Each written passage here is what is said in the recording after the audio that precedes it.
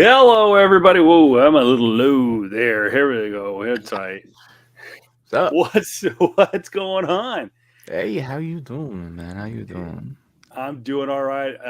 Welcome to PS Comics. I love you, the official pop culture podcast of anyone who will fucking listen.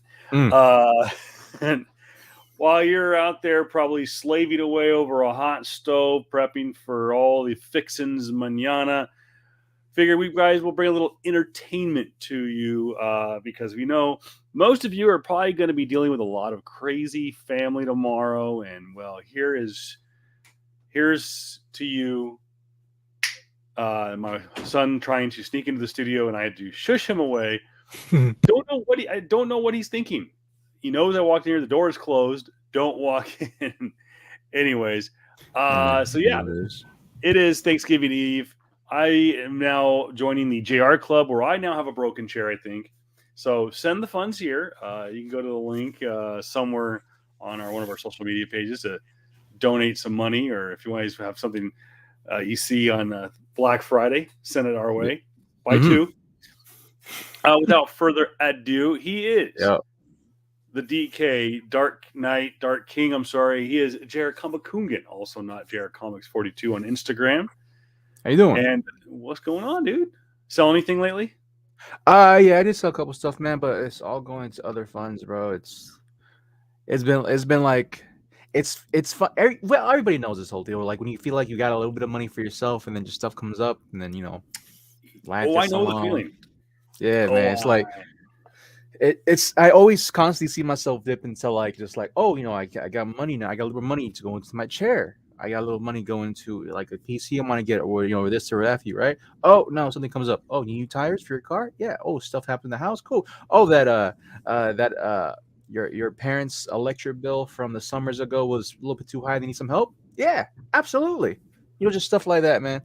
And so it's it it's it's been a weird, not weird, but it's been a couple of months where like it just feels like I have money, but it's not going to myself, it's going to like my responsibilities, and that's fine. But like dang man, I'm like, I'm what? I'm nearly like half a year in with this broken ass chair.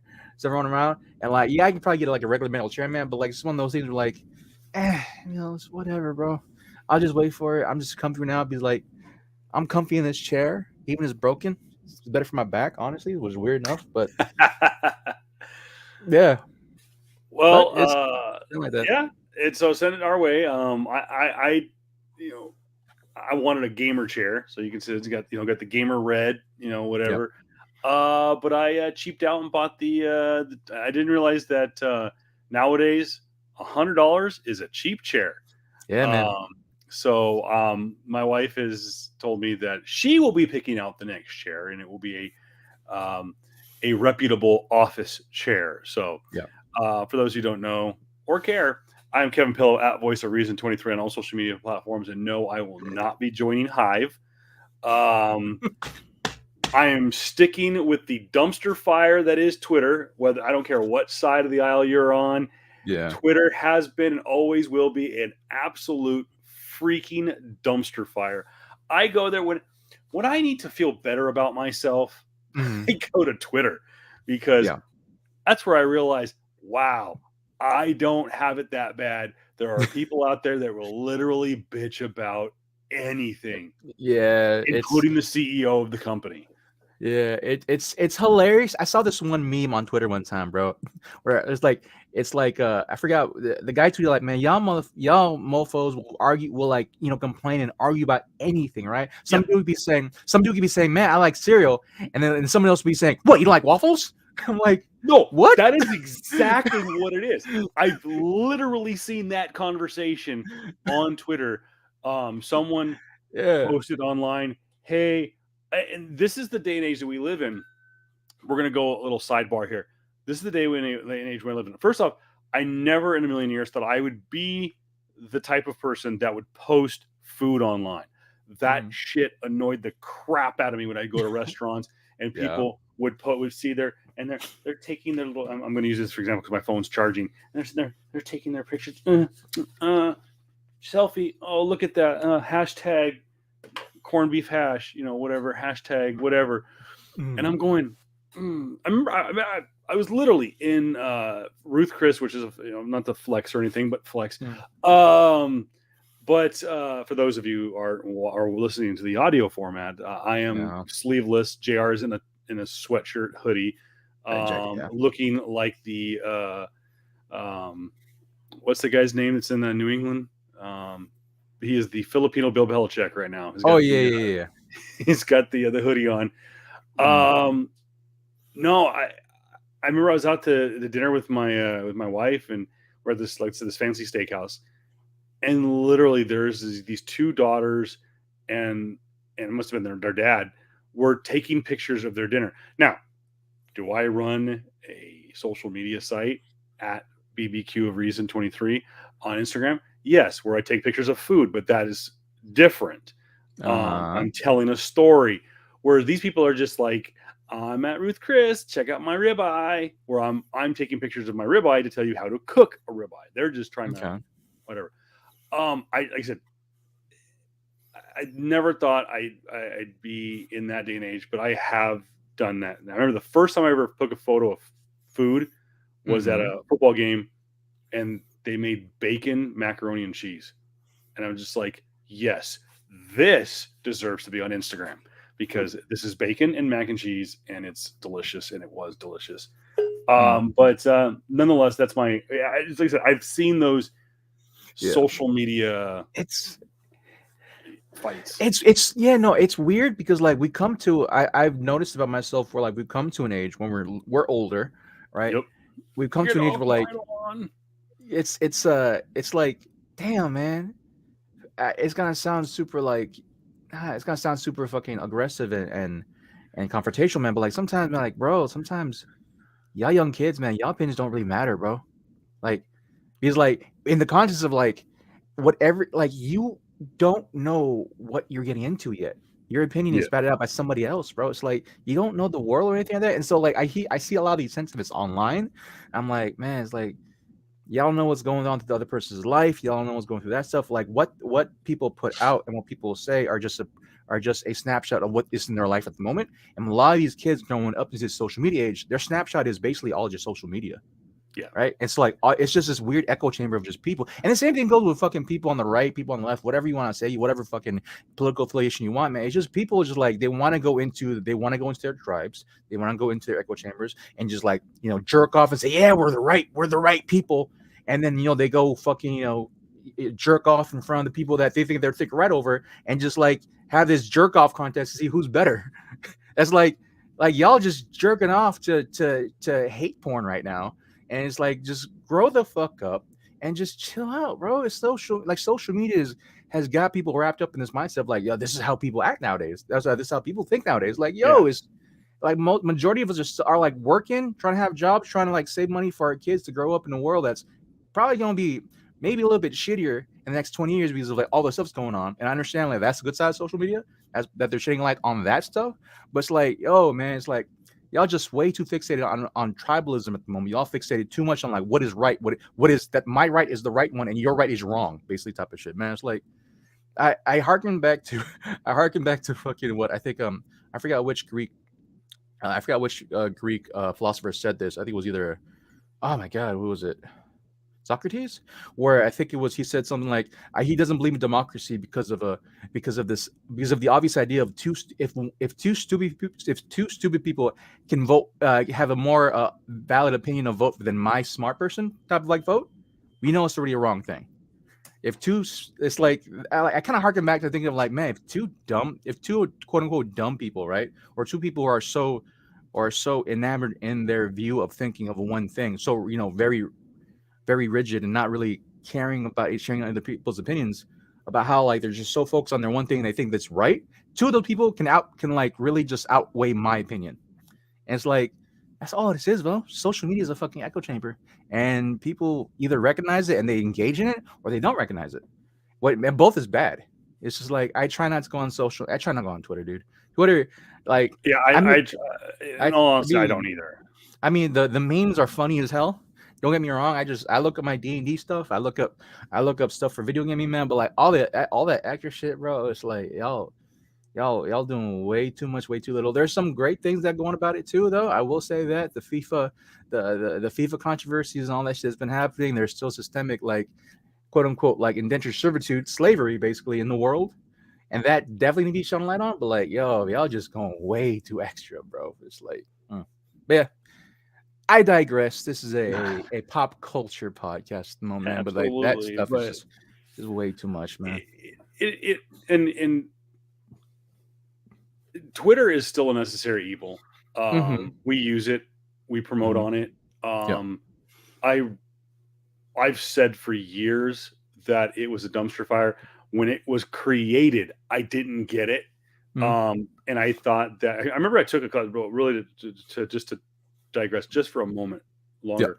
I took a class, and I harken back to this quite a bit, actually. I took a writing class in college at Miracosta College in San Diego, and the teacher, the instructor, the professor took us into the computer lab, and we're like, okay, what are we going to do? And it was an exercise, and she never got to make her point, but she made her point without even starting the class. And I'll explain. She wanted to teach us how to write properly, proper English, proper grammar. And she took us into the computer lab, and we're thinking, in our opinion, we thought we were going to sit there in front of a word processor and learn how to type out a paper, a research paper, or whatever. Learn how to type a paper. She had us open up this chat window that was it was almost like for those of you, back in my day, with AOL Instant Messenger, we basically opened up like a chat room, and we all made our own. And she had already created usernames, and the usernames were our names. It was Kevin.Pillow or Kevin Pillow, whatever it was. It would have been JR Kambakungan. And we opened up the chat, and then it was just basically word vomit. It was a chat room, and she lost complete control of the class within seconds of this chat room opening up.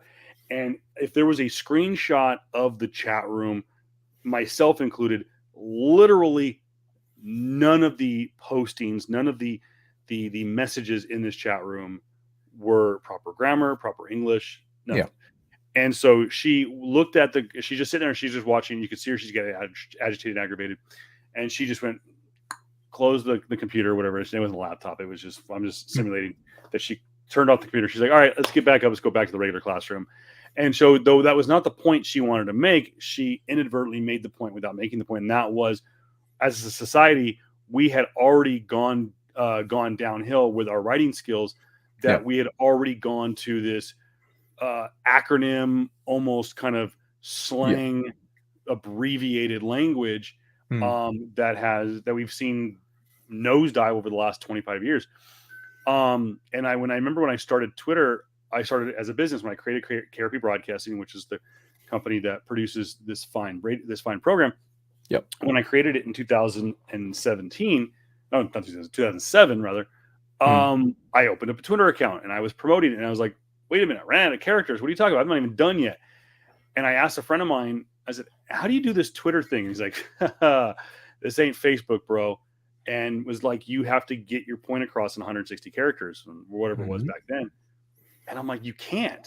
Yeah. He's like, you got to abbreviate or use the @ symbols and stuff. So I got pretty good at using like tagging accounts, and that, of course, obviously will condense your post. But yeah, I get so aggravated. I read stuff and I just go, dude, English language is so bad. There's a lot of. That's why I wish I could write in Chinese, because they have symbols for stuff, and it makes. I love seeing Asian social media posts. I have calligraphy. Yeah, I could do a quick translate and I can see what they say, but it's so contrite, and yet when you do translate it, holy cow! Like it translates like to 300 characters, but they printed it in 60. Yeah. And I'm like, I wish I could write like that. No, it's basically the English language of that. The English language is probably one of the more recent languages of the known world, in comparison to like Spanish, in comparison to Slavic in comparison to other forms of like European, like in comparison to freaking Mandarin and even definitely even fucking Japanese. And so it's English specifically has been a relatively like newer language. Don't quote me on this, but I'm pretty sure it's a relatively newer language compared to like the older quote unquote civilizations of the world. But yeah, just it's one of those things where it's like I can't say we've regressed, just more so I feel like we've taken way too many shortcuts, right? Yeah. In the terms of like our literary languages, as well as people think, oh, we're evolving. I'm like, bro, you're not. It's hard to say evolving, especially in the sense of like when we have a generation now that thinks that this language to use is okay in real life scenario, right? I've Yeah. seen many freaking like I've seen those memes too of like, freaking, 18, 19, 20-year olds. They put out their resumes, right? And like their references was like, online like online literature or online like memes stuff like, oh, I'm amazeballs or some shit like that. I'm like, like how can anyone Well, take you seriously? You exactly. know? It's like it's one thing if it's one thing if you put this if you're going to have these type of like comments, right? And be on a tech company or be at some type of like information hub where it's online related. But if you're trying to work on like if you're trying to work some regular freaking storefront type of job like at the I don't know the H&M, let's say a fast food chain, you're gonna try to put memes, bro. You're gonna try to put stuff like L in the chat or W or just like these like that's online stuff. It's like there's a weird disparity in a sense where it's like I do feel like we're going to inevitably fall into this whole thing of like the cyber reality of like of like the cyberpunk era, not cyberpunk, but like the cyber futuristic era of Yeah. like more people are gonna do stuff online or probably at home. But like, man, it's just are we at that point now as a culture where we're nearing that stuff? Granted, like we've seen some posts about the metaverse and we've seen some posts about like already like VR and all that stuff, and like we are kind of maybe in that middle area of like we're not really there but we're like looks like we're gonna be the jumping off point. Are Yeah. we, you and me, them old dudes that say, man, that's freaking weird, that's freaking whack, bro? Or are we like just looking at really as just like a third person perspective, like, yo man, y'all really just cringe with this stuff, like really? Like, is it just kids not really, acting or still trying to act like kids? Granted, like, yeah, you could say there's the argument saying that we are kids too, still like, trying to rep like comic books and video games and all that stuff. I get that, but like when I don't know if it's a societal thing or something else, but when language, right, really dictates like your level can really be understood as your level of coherency of a conversation.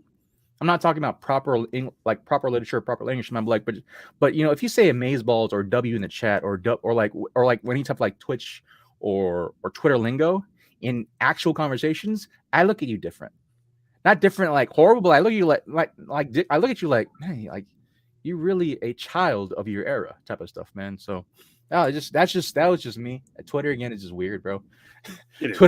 Twitter, social media. It's like the Twitter is like for the new young kids growing up with nothing but like they grew up with like laptops and tablets, while Facebook is for the the old dudes, the old people, where it's like they put out all their personals and like it's I don't know. It's a weird time we're in where internet just really is really taking this whole the personal life thing and really just blew everything up. And so oh And I know that I walk around, I'll go like hashtag, whatever, and I'm like, we're. It's not that we're trying to adopt it. We're making fun of you. yeah. Kind of. Well, that we're being ironic. Don't get me wrong. Don't get me wrong. I do catch myself doing that sometimes. I do take a picture of my tomahawk steak and send it to some friends like, oh, this tomahawk steak is I've sick. sent you food. I know I've sent you Yeah, food. I've done that. I also take pictures of my comics. Y'all see me do that, but like it's just I don't know. Maybe we just got to that point where like again we're just like, dang man, that's that young person game, bro. I'm not into that. Mhm. I'm not into that. Like all this new lingo and stuff, all this like all these new words and like what was it like? Was it? It's weird to me when someone says vibe, right? But like I've been using vibing for like since forever, and like I had a quote unquote younger individual or someone like in their 18, 19s, right? Say like, hey, man, like just say vibe, bro. I'm like, bro, I've been vibing forever. Vibing, like that's a word that's came before you, bro. And so it's just one of those things. Like, dang, man. Like, how did for me in retrospect, I feel like, man, my older, how did my uncles or how did my aunts, feel like when I said "What's up," back in the '90s, Oh, no, the 2000s, jeez. "What's up? What Wow. up, bro?" It's just stuff like that stuff, like the lingo of the night, like the early 2000s and late '90s, bro. Like, how do they feel the same way? So I don't know. That's just me. Yeah. Airs. Real quick. Oh, I'm not to segue. Kind of a rough segue. If you got more comments about social media, post it in the comment section below. If you're on YouTube, Facebook, or on uh, um, Twitter, Twitch, put it in the comment section. Twitch. If you're listening or watching to us on Twitter, add us at PS Comics. I love you. Hashtag PS Comics. I love you. Or whatever hashtag you see up on the screen, and we'll read your comments on air. It goes right here to our studio. Not to segue into anything negative, but it is one of the top stories in the pop culture world this past week. We did lose another person in the pop culture world. Make sure I get it right. Jason David Frank. Jason David Frank. Okay. JDF. JDF. Yeah. AKA the White Ranger, or sorry, AKA the Green Ranger, AKA the White Ranger, AKA Tommy Red Ranch. Oliver from the Mighty Morphin Power Rangers, Yep. passed away at the age of 49. What some are saying is an apparent suicide. Yeah. Though his family has not officially come out and said they're asking for people to respect their privacy right now. We do know that Jason has had his ups and downs over the last decade or so, but it really seemed like he had cleaned up his act. I know that he had some drug issues and really had some mental health issues where he almost kind of took himself too seriously, I guess. And like that, I know that some people around him at Comic-Cons have said that he really thought he was Jason Oliver. Like, they didn't know where I'm sorry, Tommy Oliver. They didn't know where Jason Frank and Tommy Oliver ended. But he looked like he really kind of got himself straight. There was talk that he was going to be a part of the anniversary show that's going to be filming, I think, in Australia in the coming months for I think it's the 30th anniversary of the Mighty Morphin Power Rangers. Go ahead and make yourself feel old. Mm-hmm. But unfortunately, I don't believe he got to film those scenes. No. But yeah, it sucks, man. That was definitely a big staple of my childhood growing up, man. Absolutely. Tommy was. I can understand why he feels like that he doesn't know where Tommy, where Jason ended and Tommy began, type of stuff. Because like when you play a character, when you're in a character for 30 plus years, man, it does feel like, man, I'm him.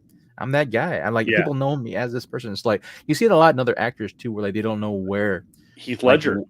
Heath Ledger, freaking Marlon Brando at certain days too. So like there's a lot of like their own versions of method acting type stuff, right? And like granted, he wasn't a super serious method actor. When you're known as the Green Ranger for the entirety of your life, basically, you're Tommy. Yeah, and his life and Tommy Oliver's life mirrored each other. Obviously, they were both martial artists. Yep. They were, for lack of a better term, they were both sex symbols. Tommy Oliver was the good-looking rebel guy in the show, whereas Jason Frank was very much loved by the females and some men. And not to say that he was gay, I'm just saying that guys liked him. It's sad because like I remember, I remember that he after that he took that little bit break of him being away from Green Ranger and trying to get his life back on track. He went to MMA. He started his own. Right. I remember he started his own Christian. I think he had his own dojo for karate. He had his own dojo. He had his own like Christian clothing label where I specifically, when I was still part of a church, I specifically remember this, where he had Jesus on the cross, but Jesus was all buffed up and Jesus broke the cross, and it's on the bottom said Jesus doesn't tap. It said Jesus never tapped. I'm like, that's a sick freaking t-shirt, man. I saw that. I'm like, oh dude, that's pretty very cool. And so I remember seeing that part of him and him just slowly going back to Green Ranger, all tatted up, everything.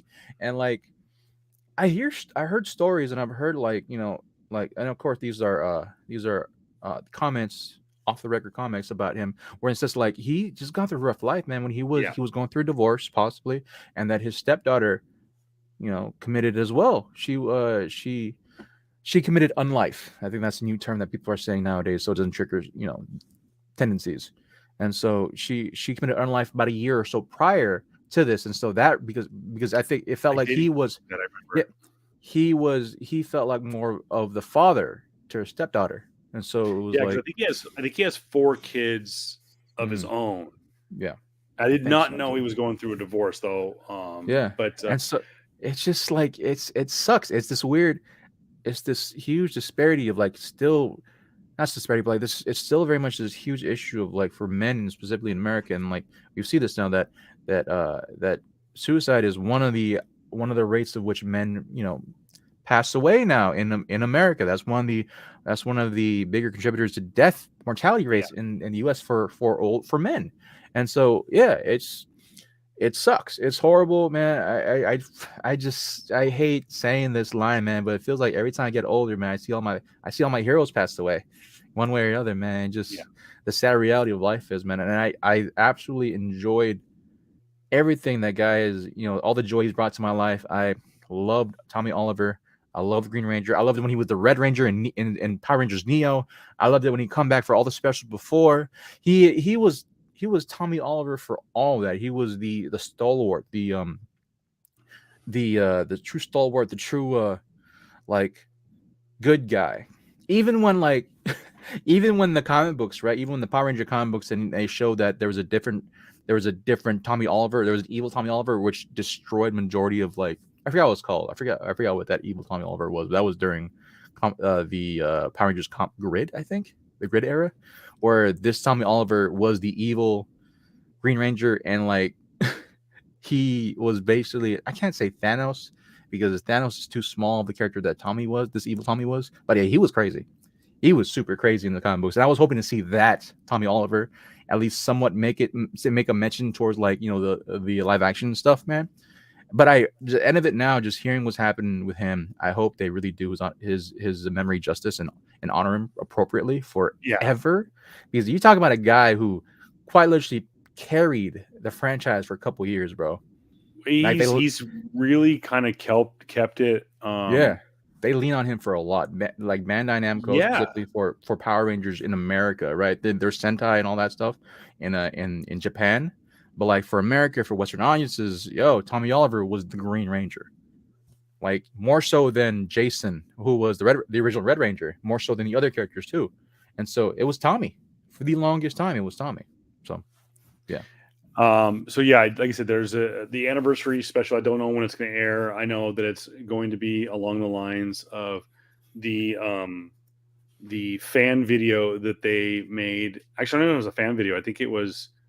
Um, I think it was part of it. The existing Power Rangers storyline, or I don't know whether there was a video that was made on, and it showed up online about 4 or 5 years ago, and I think it was a part of, not, is it Power Grid? No, what was the storyline with the multiple, yeah, that um was it. Power Grid.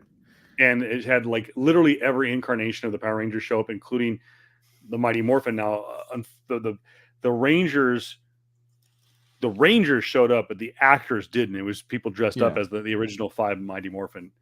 Now I do know that we I didn't know this. I'd forgotten that we actually don't have Trini, the actress who played Trini. yeah. She passed away like 20 years Oh ago in a car crash yeah, in yeah, LA. Got hit by, I think, by a drunk driver or something like that. yeah, Her and her cousin or something. Um, but yeah, really unfortunate.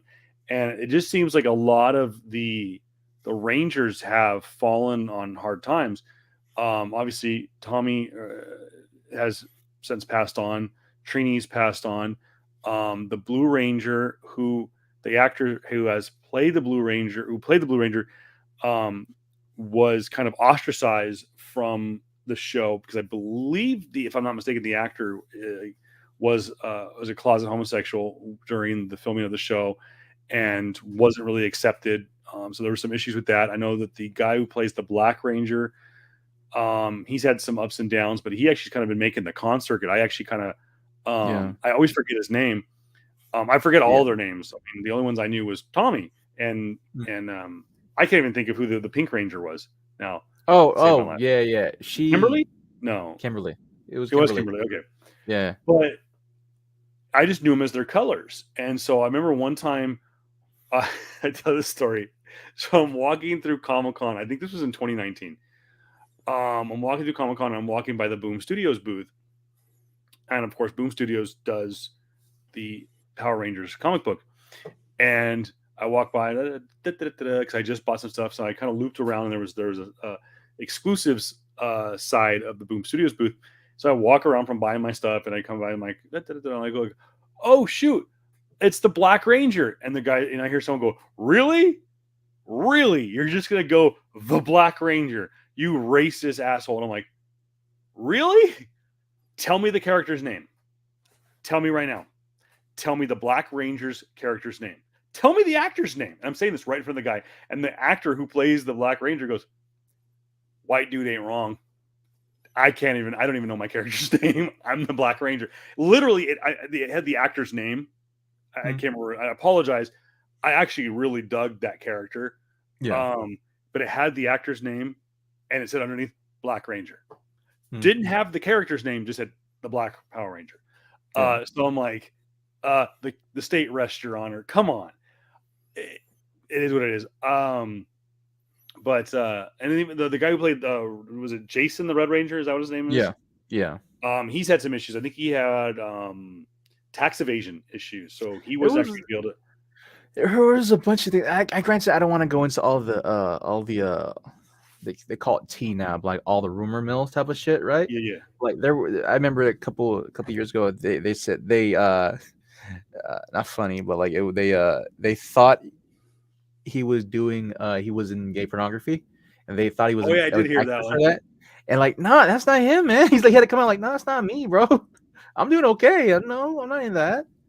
Nothing wrong with it, but I'm not in it. That's not me. That's someone that looks a lot. That looks someone that like kind of looks like me.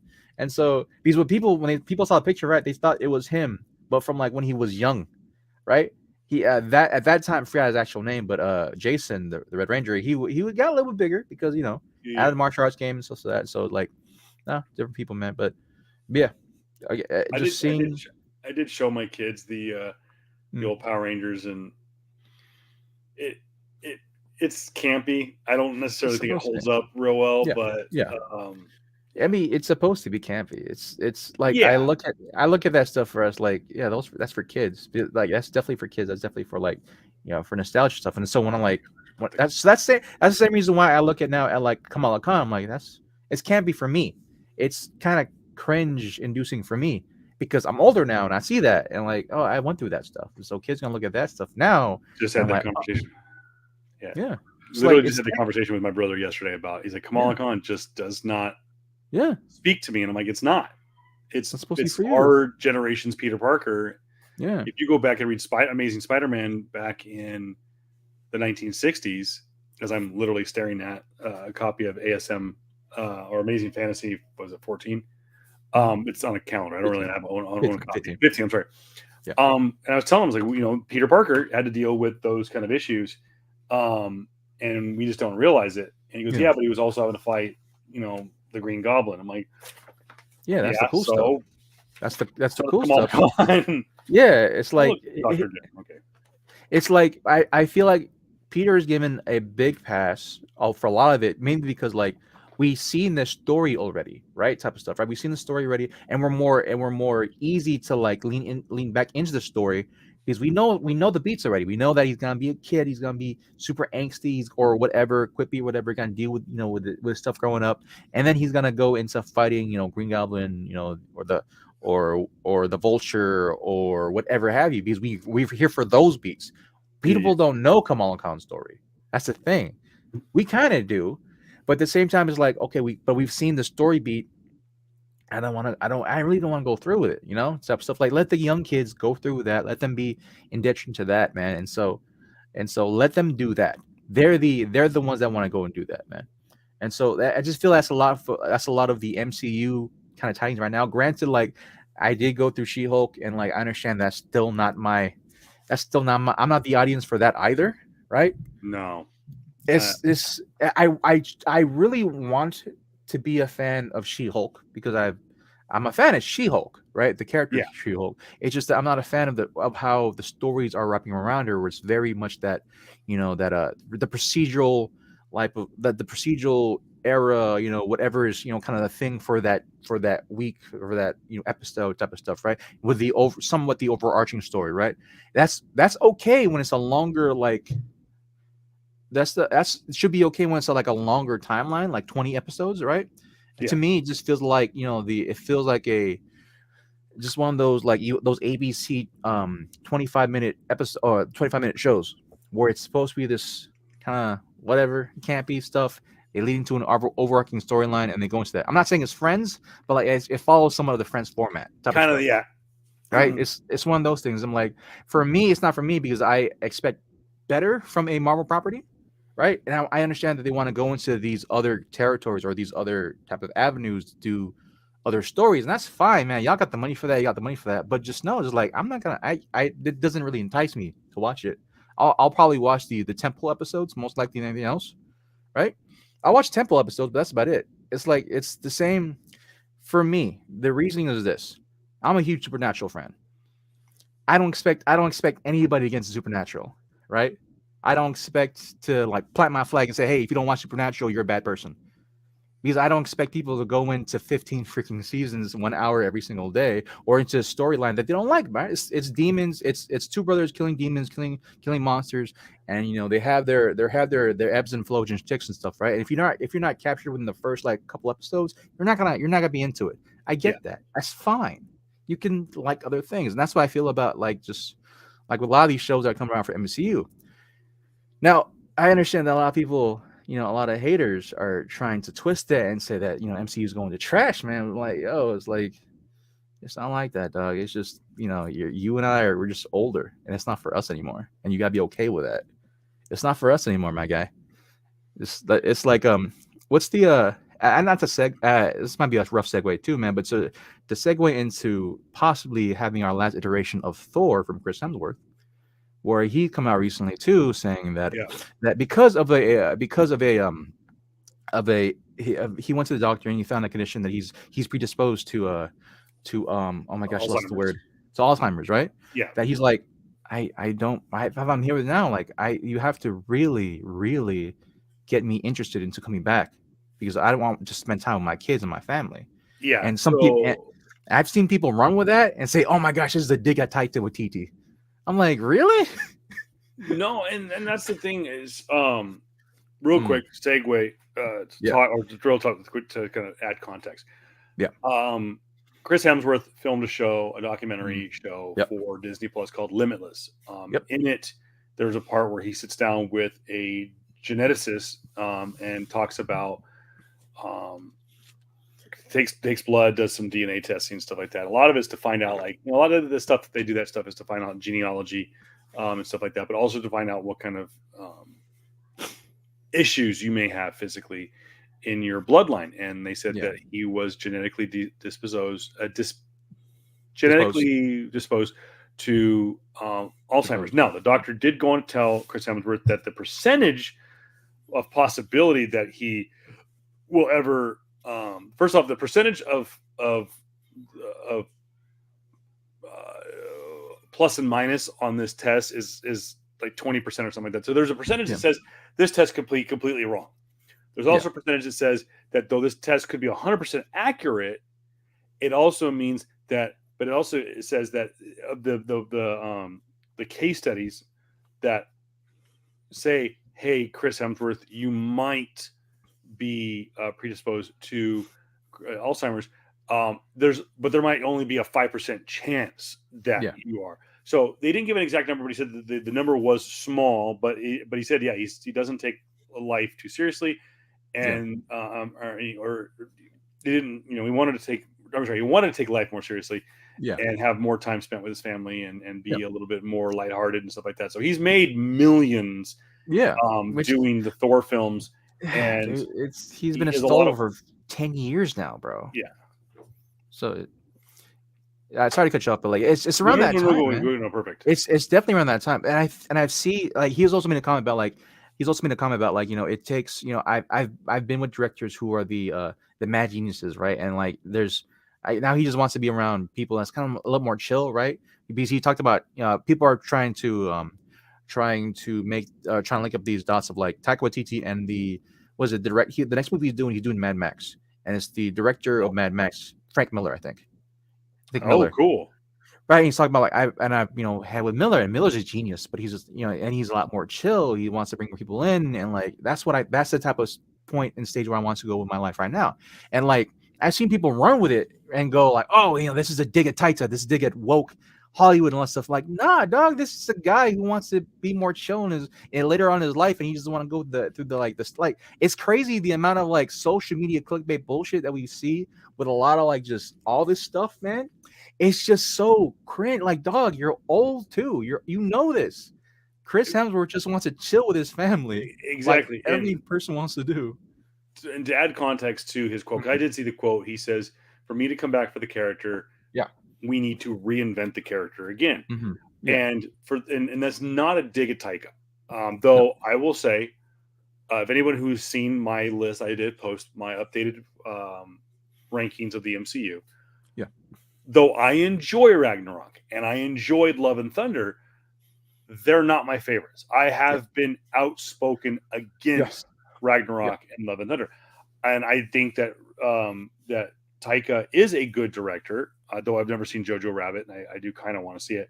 I like what he has done with The Mandalorian in some of the episodes that he has directed, but I never took it as a dig, because if you have seen, and which I do, I love behind the scenes. I love making of stories. Yeah. So whenever Disney Plus releases their making of a video, little documentaries. Yeah. I can't remember what they're called now, but anyways, as soon as they released the Thor behind the scenes of Thor: Love and Thunder, Chris Hemsworth specifically says in there, because this is the biggest he has ever gotten. And I think he said something like he had added 50 pounds more weight than how big he was for well, not even for Thor 1, for Ragnarok. Obviously he wore a bodysuit for Endgame, and for Endgame, but and parts of Love and Thunder.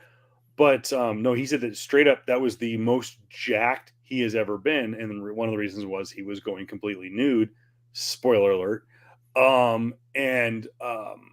He straight up said, I will never go that big again, because now with me, I was, according to the size I am, I'm 5'11". I was morbidly obese. At the beginning of this year, I was at 250 pounds. 250 pounds plus, coming off of COVID. And I remember I was at work and my knees started to really, really hurt. And because I was carrying around what the doctors say was at least 70 extra pounds. I should be under 200 pounds, 200 pounds maximum for 5'11" and the body size that I am. So imagine Chris Hemsworth, who's what, 6'3"? No, he's tall. He's tall. Okay, he's a Greek god, or I'm sorry, a Norse god. So let's call him 6'3", 6'4", right? Yeah. You should be what, between 250, 280, maybe? Something. No, probably 250. Between 220 and 250. So he was like something like 260, 270. Yeah. Jack. It's definitely one of those things where like, it's definitely one of those things where like, if it's again the BPI levels for how people should.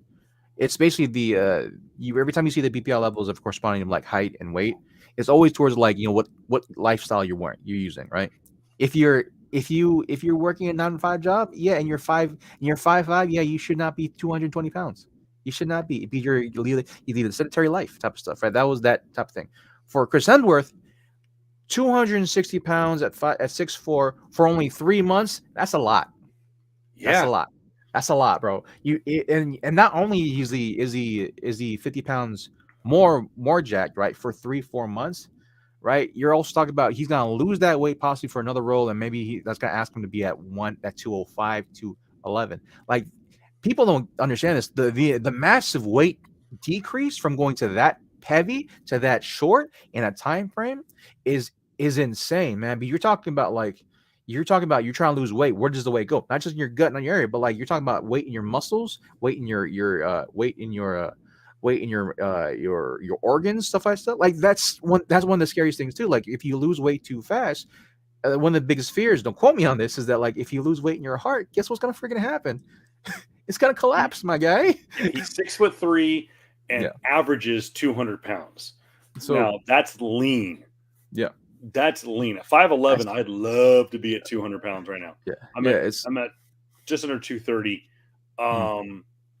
But think about him at 6'3", and he's carrying around between 30 and 50 pounds of pure muscle. It doesn't matter. They will tell you what weighs more, fat or muscle. Muscle weighs more, and it has the same effect on the rest of your body. And so bodybuilders was not digging. Chris was not digging at Taika. He was digging at the fact that like if I'm coming back, you got to make this role more geared towards old man Thor. Basically, it's definitely and I hate that people are using the clickbait, social media type of stuff, right? Whereas like they're using it as like, oh, it's a dig at the woke mark. No, it's not, dog. Like, stop it. You know what you're doing. And so like, but when stuff comes back by saying that like when it comes to whatever type of like media, I'll just call it fucking for what it is, man. Majority of the time, these woke quote unquote haters or woke realtors, right? They're DC, not even DC fans. They're freaking they're freaking Snyder fans that want to fucking pump this bullshit of like, oh no, it's God is a male and white and all that bullshit, man. It's like, I don't stop it, man. I know what you're doing. It's cringe because you're taking a guy in Chris Heather who literally wants to like, enjoy the last parts of his life, basically, with his family, with his kids, all that stuff. You're twisting to this social media shit. I hate that shit, bro. That's cringe to me. That leads back to my Twitter fucking beef and Twitter rant bullcrap of like all that stuff, dog. It's like you feed into this system, my guy. You feed into this well of bullshit, right? Where you profit, but then when it happens to you, you fucking claim victim. Like, dog, stop it. I know I'm fucking going on a soapbox and ranting on some other shit, dog, but like I hate it. I hate it. Chris Hemsworth just wants to be with his family. He is pushing 40, right? He's pushing 40, and he's trying to, see his kids, his young boys, grow up into men. Like, you can't just constantly have you can't have these actors who are near the prime of their adulthood, right? In the prime of their lives and being a parent, and have them be away from their families, 4, 5, 6 months out of the year to film a movie because you fucking love combo characters, bro. It's like you can't just keep on juggling that. Like these guys, that's the reason why we have a lot of newer, younger actors and actresses, because they can do that. That's in their career mode. Chris Hemsworth, Scarlett Johansson, RDJ, RDJ, I love the guy. Glad he's not doing movies anymore because he just wants to chill and be whatever the hell he is right now. Right? Yeah, right. Have you seen those pictures of him where he's shaved his head? And he's shaved his head. He looks like he's relaxed. He's looked like he's chilling. Yeah. He's looking like he's still living off that $100 million that he made from freaking from Infinity War and Endgame. Hey man, it's cute that you think it was only $100 million. Hey, it's. I think he made more than that. I'm pretty sure he did. I'm pretty sure they miss him now too. In the sense of like, I feel too. That's the reason why a lot of the older crew left. He's like, all right, cool. Let the younger kids do it. Because again, Scarlett Johansson, 2 kids, wants to still do movies, yes, but also still, likes being a mom. You got Chris Pratt, right? Granted, his exit is different. Coming up. His exit's coming up. That fucking sucks. And that again too goes to social media bullshit again. Yeah, that sucks. Seeing him go. You have oh my gosh, who plays Gamora? We should have a big fan for her. Zoe Saldana. We should have fucking huge fan for her, dude. Like, she's been a stalwart too for how many goddamn movies, how many years, bro? And people forget about her. Like, but I'm happy for her because one, she's gonna be the first person in all of history to be in like how many freaking $1 billion movies? right? And Avatar and Endgame and Avatar and Avatar, freaking Infinity War, and another movie. I forgot which one. Zoe. Yeah, Zoe's in Guardians 1, 2, and 3. She is coming Yeah. back for the third one. We don't know if Mhm. she's going to be in the holiday special, which is this Friday. Mhm. She was in Infinity War, and she was also in Endgame, Yep. and Yeah, she was not in Love and Thunder. So she was what she was the only actress in like Hollywood history to be in multiple $1 billion movies at one point. Happy for her. I'm hoping she just like gets a big check and just rides off in the sunset as she should, right? A lot of these older characters, guess what, guys, are older, and they kind of want to like have lives outside of acting, and not be at a spot for 3 to 5 to 6 months at a time, and be with their families. It's like it's like I don't know. It's what happens when you get older. You realize all this other stuff doesn't fucking matter. And like, granted, yes, there were gonna be comic book characters and act and superheroes and all that stuff. But like, yo, I want them to live their lives afterwards because, guys, this is the biggest thing. I was like, we've been losing our heroes quicker. For me, I feel like we've been losing our heroes quicker in the last couple of years. And so, like, I want them to enjoy their shit. So when Captain America said that he wants to retire, at first I was hurt, but in my mind thinking like, he's been Captain America for a while. He's been in all this stuff for a while. If he wants to come back and do something here or there, great. That's great. Let him do whatever the fuck he wants because he's alumni. He's OG. Right. And it's no different. It's no different too than what is going on in the comic books right now. Because if you look at it, Steve Rogers in the comic books had kind of gone away, other than the of course the Hail Hydra. I'm sorry, we're just getting a. We're getting started. So someone's commenting. Batista want to leave. So what do you want them to do? Start the origin story all over again if they use younger actors to continue the story based on the source material? Batista want to leave since like the second movie. Ever since they freaking try to axe James, or ever since they axed James Gunn, Batista wanted to leave, man. Yeah, and when they launched all the Disney Plus stuff, and there was no Batista or there was no Drax origin story, which I guess he's been pitching for years, and I guess James Gunn even wanted it, but that's not what they wanted to do. I really do kind of think they missed the boat on telling Drax's backstory. The more and more, because it really is an interesting story, and they kind of hinted at it in Guardians 1 with, of course, him talking about his family, Ronan the Destroyer. Ronan. Was Ronan? Yeah, they never Ronan the Accuser. The Accuser, yeah. Ronan the Accuser. So Ronan killing his family, and then at the end of the movie, he goes, "Ronan didn't kill my family. Thanos did." So they missed an opportunity to tell that story and give a little backstory on Thanos. So, no, GZ on Twitch.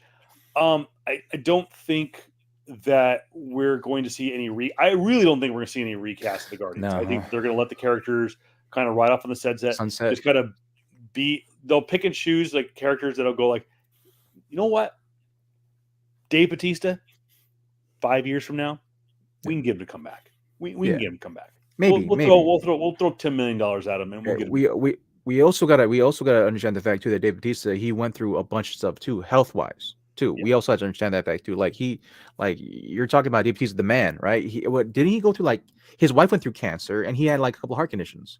Yeah, he's been around the block a couple times. Yeah, and so you have to understand the fact too that sometimes, man, you have a small window when you're an actor for that thing you want to do, and if it goes, man. Maybe you get lucky and it comes back a second time around.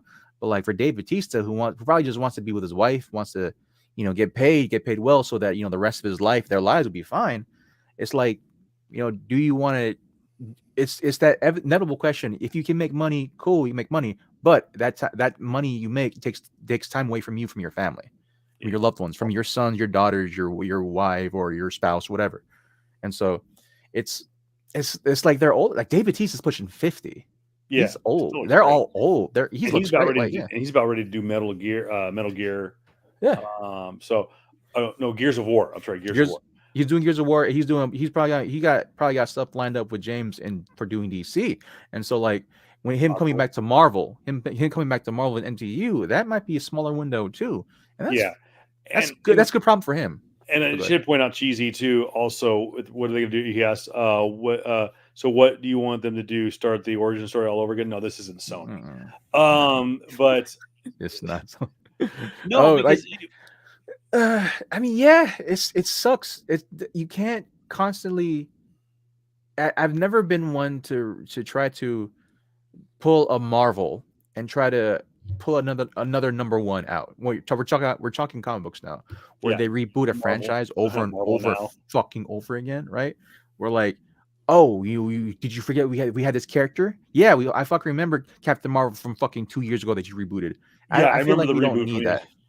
I feel like we don't need that with like Drax or like the Guardians of the Galaxy because like they're still pretty relevant. They've only been around for like what 6-7 years total. The movies, yes, but the this incarnation, this group, same. People don't realize this group of this version, this team of the Guardians, was mix and match from different versions of the Guardians: Gamora, Rocket, Drax, Groot, and Star-Lord. And even Nebula, not even Nebula. I don't think Nebula was ever really a Guardian. No, Nebula was no. But they were all kind of mix and match. So it's. But I don't think there's going to be any origin story changes and stuff like that. Though ask Marvel because they've done it in comics. Yeah, ask us in 10 years. Maybe that's enough time frame for like everyone to get older. All the kids grew up with Phase 1 are now probably in their 30s at that point, right? And they'll take our places, right? Of hating the shit that like rebooted now. Maybe they'll take our places too, probably. Or like, but that because it's just how it always goes. I'm sure there's people that were fans of Tobey Maguire that hated on Andrew Garfield. There's probably fans of Andrew Garfield that hated on Tom Holland. Yeah. But I think that ended up working out to our advantage because you get to tell the multiverse story. So who knows? Maybe there's a multiversal version of Drax who is played by the next. Who knows? Maybe there's a version of Drax out there that's played by Roman Reigns. Who knows? I gotta say, who else is who's the other Uso that's currently in NXT, and it's not part of the Brotherhood. Oh shit! It's him. He's big. I think he could play the next Drax, but that'll be whenever. Possibility. It's not Rikishi's son because that's who the Usos are. That's He's a cousin. He's a cousin, and I can't remember who he's related to. Nonetheless, the Anale or Anahu. I can't remember what it is, but the Rock's family tree is. But I don't know. It's worked out to our advantage. We're in the multiversal saga now. That it's also a possibility that you could have somebody else play Drax, not necessarily to reboot it, but to tell a different story or something like that. So that's fine. Yeah, again, like we talked about before. Now when you open the multiverse saga, when you open the whole multiverse, right, and understand that like it's just this ever engrossing series of stories. Well, they'll do the same thing with the comic books. They'll do more what ifs. But like full on, episodic or maybe hopefully possibly like bigger like movies type of stuff, right? Temple movies. And so you could do that with like these one-off characters that like can't necessarily, in my opinion, can't hold a full movie by themselves. But like, I'll definitely watch a Drax miniseries. I'll definitely watch. Drax rated. That's what I'm saying. Shit. Oh, he keeps on breaking stuff. It's all good. I'll keep on talking though. I would definitely watch. Stupid kids. I'll definitely watch like those type of movies or those type of episodes where like it's the one-off, it's the one-shots. I want to see what happens with like with that one kid, Iron Man's other child, right? That he adopted in Iron Man 3. Him, right? Yeah. He's supposed to be Iron Lad, right? And so he's supposed to be that guy. So like all these other things that can possibly move into, I don't know, multiverse shit, dude. And so that'll be fun to see. That'd be great to see. And just going back to like a lot of the actors and a lot of the actresses that are, I'm telling you, man, I understand us as a fans. We want these characters to continue to play these characters forever. It's just not a possibility, my guy. It's just not. It's not like People get old just like the rest of us. I don't want like I as a martial arts fan, right? As a fan of like Hong Kong cinema and watching Jackie Chan, Bruce Lee, Jet Li, Donnie Yen, all these guys come up, and as much as acclaim as they're getting right now, Donnie Yen's being in the new fucking John Wick movie, right? John Wick 4 is awesome to see. Donnie Yen's pushing 60, and I don't want him to do a move one day, him do a bad move and him break his freaking ankle or displace his hip and he's done for the next 4 or 5 years. I don't want that to happen to him. I don't want that to happen to any other actors and actresses. It's like it's like that, man. It's like that because like I understand they have like stunt doubles and all that stuff, but like sometimes we have actors and actresses, they do their own stunts, and I just don't want them to be put in a position where like they're that y'all ever see that a boxing match or a wrestling match and that wrestler or the boxer that it should have retired years ago? Ric Flair.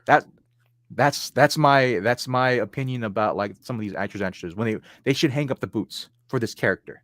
Let the young people do it, right? That's my opinion. It's like when I see Ric Flair or oh my gosh, who's he passed away? Steve Nash. Not Steve. Not Steve.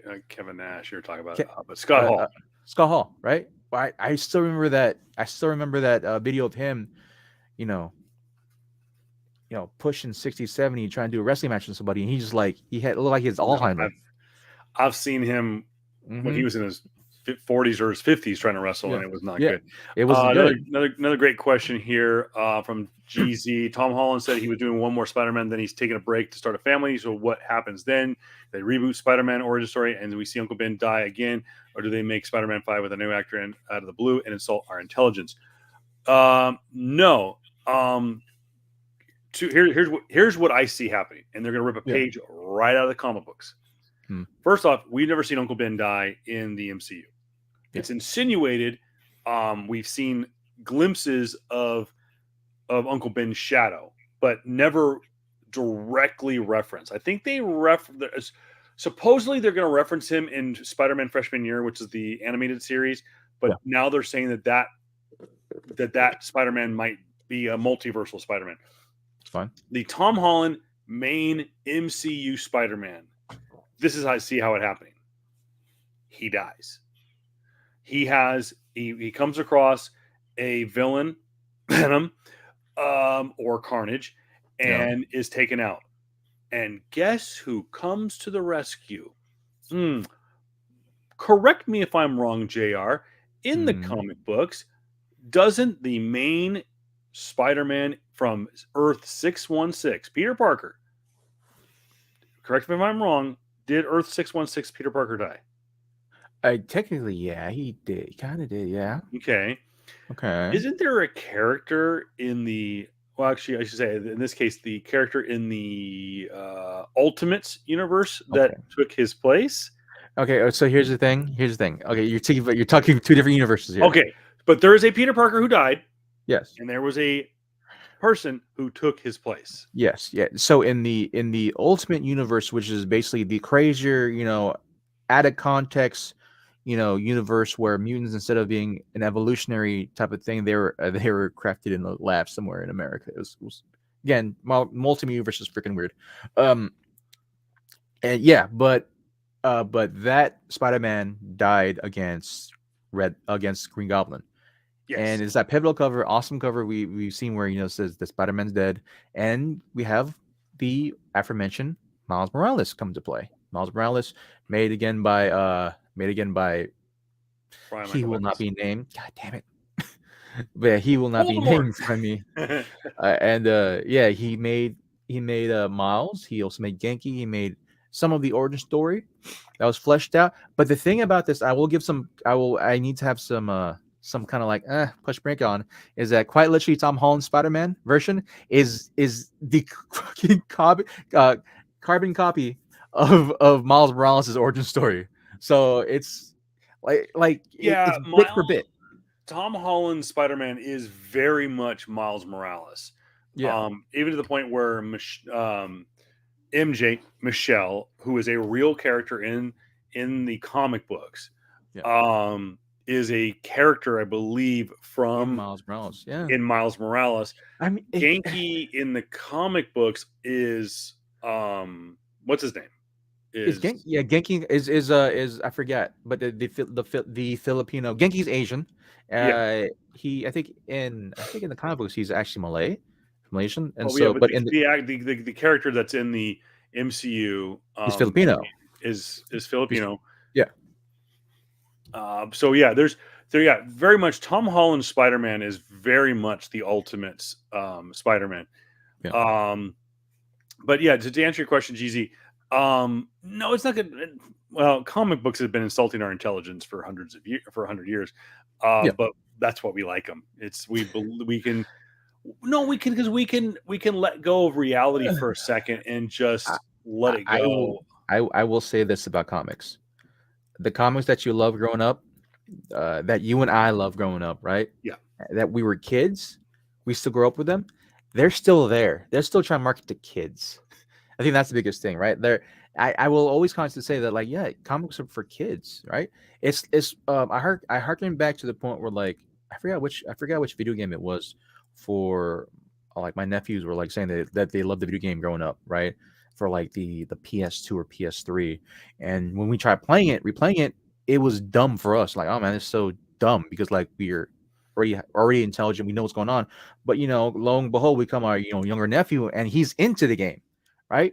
But for us, we've seen it already. We know this. We already know this. We already know this path over and over again. I keep on saying, man, it's like a lot of the comic books are still very much geared towards the young generation, the young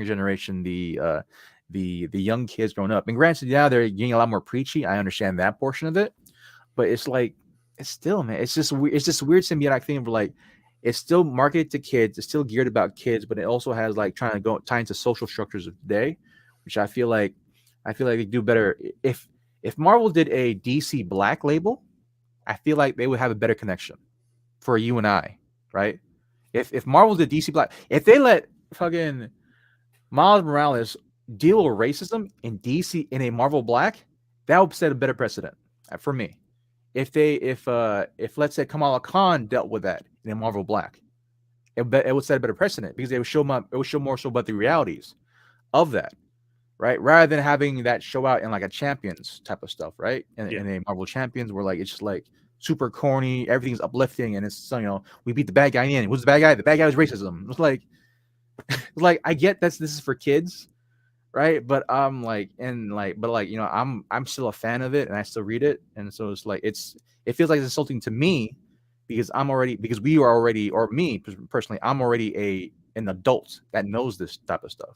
So it's just hard to disconnect that because it's again a thing that I love and cherish and grew up with. But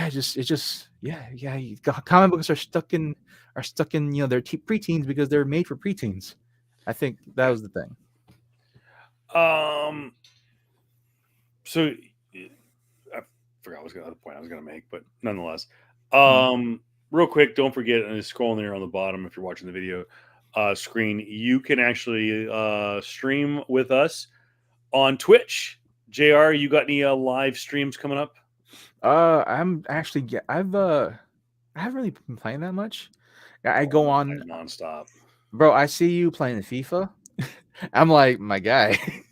But granted, I understand the FIFA Cup's happening in yes, Qatar. The FIFA World Cup in Qatar is going on, and I've got World Cup fever going. Team USA playing on Black Friday. Tomorrow, Brazil, the one of the favorites of every World Cup, plays tomorrow, and I've had fun. Big upset. Saudi Arabia defeating Argentina yesterday 2-1. I woke up at 3:30 in the morning, couldn't sleep, turned it on, and went, "Oh shit, freaking Argentina's losing! I got to watch this game." And then I sat down and watched all 4 matches. Argentina's Neymar, right? Wait, which team is Neymar on? Argentina? No, Argentina's Messi. Messi. Oh shit. Yeah, Messi, and I think Messi had the only goal. He scored a PK early on in the match, and then Saudi just laid it on him. Obviously, a lot of controversy about the World Cup this year. Not the type of podcast to get into that. I don't know all of the details of it, so I don't want to sit here and spout off stuff I don't know a whole lot about. But there is a couple of documentaries out there. I know my brother sent me one from the BBC that's supposed to be really good on YouTube. And I'm going to, if I get a chance tomorrow or Friday to watch it, I will. By the way, cheap plug. Hold on, let me get it up there. Not 100% sure, but be on the lookout for your local comic book store. I know that the Asylum, Comic Asylum usually does it. Giving them a little plug there. But be on the lookout for your local comic store if they're going to be doing any Black Friday deals. You want to get there early. Typically, Asylum does. I haven't heard anything otherwise. They usually will advertise it literally the morning of, so that they aren't like caught off guard with a huge line out their door. But I will say this: every year they threaten to cancel their Black Friday sale for 2 reasons, and you're looking at both of them. Yeah, I love telling the story. It's true. They advertised a Black Friday sale. This is like the second or the third year they were open. They actually advertised a Black Friday sale. Who are the first 2 guys in line? Kevin and JR. Now, Chick, Javelle, the whole Q family, they're in Honolulu. They're in Hawaii. That's right. And JR and I are flipping long boxes. Long boxes. We're going through the key books, and because we knew that Javelle had hidden gems. He had wall books in and amongst dollar bin. That's how he rolls. He wants you to earn it. He wants you to flip long boxes. And I remember JR and I've got a stack of we found all the gems. And this is a 50-cent sale too. This was like they're selling wall books for 50 cents. I found multiple copies sealed, still sealed, polybagged of Death of Superman. People are going, well, like, probably Death of Superman's not that worth that much, but I don't give a crap. I bought probably a $10 or $20 wall book for 50 cents. I don't care. But I remember at one point they had like a Ring camera in the Asylum, and Q is calling over the camera, going like to both of us, like, bro, seriously, leave some of the rest. Like, we're done. No more fucking Black Friday sale, but every year they come back. I knew it was bad when I forget, it was either me or Jeff or Packer Jeff, where Packer Jeff, shout out to him, man. He's an OG too. Hell yeah, Packer Jeff, OG fan of us too. Where it was I think we flipped through the boxes, right, and we found the first appearance of Black Cat on the dollar bin. I'm like, what the hell is this doing here? right. And then that was the year when Javelle was there, right? And we look at Javelle, I'm like, Javelle, what the hell? He goes, oh shit, that's there. That's just how that's Q for you. That's Q. Yeah. He'll do that kind of stuff. So it was like, you got up, man. You and I found a rare, like, second or third print. So it's not like thousands of dollars, but it's, it's a $50, $60, $70 wall book. Was the gold foil cover. It's like a second or third printing of the first appearance of Cable. Oh yeah. And I think I found a copy. You found a copy. That's the kind of stuff that we found. But a lot of variants. I mean, he's not going to go sit there and hide an Amazing Spider-Man number 129 in the dollar bin. He's not going to do that. No. But that's firmly planted in my collection here at Casa de la Pillow. With a lame 7.4 CGC purple band bullshit. Hey man, like we've had a conversation about that. But like, just all I'm waiting for is what's his name, the writer, to show up at a Comic-Con. That thing's getting cracked open and signed. Hopefully he's sober this time. Yeah, which he should do that. But yeah, that's crazy. Again, big shout outs to all our 2 remaining comic book shops here in the Valley, Comic Asylum and Desert Oasis. Desert Oasis. And I will probably be on about, so if you want to get an autograph, find someone more famous. But I will be I'm going to try. I have not been to Desert Oasis in over a year. Yeah. I He's am everything. due. So I've not seen my friend Sid in a long time, and it's high time that I go and do Yeah, that. I guess he said too. Yeah. Real quick, um, absolute shock. Well, the timing was shocking. Okay. I think it was inevitable. Uh-huh. Okay, arguably outside. No disrespect to Jason David Frank, and the legacy that he's left, and the big story that was the Green Ranger passing away.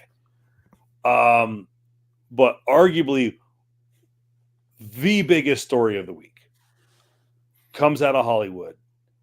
Bob Chapek, former former CEO of Disneyland, Hmm. was the heir apparent to the great Bob Iger. Takes over in 2020, gets handed the shit pile that was the pandemic. Mm-hmm. Has no theme parks for over a year, including Disneyland for almost 2 years, which has been a cash cow for the Walt Disney Corporation.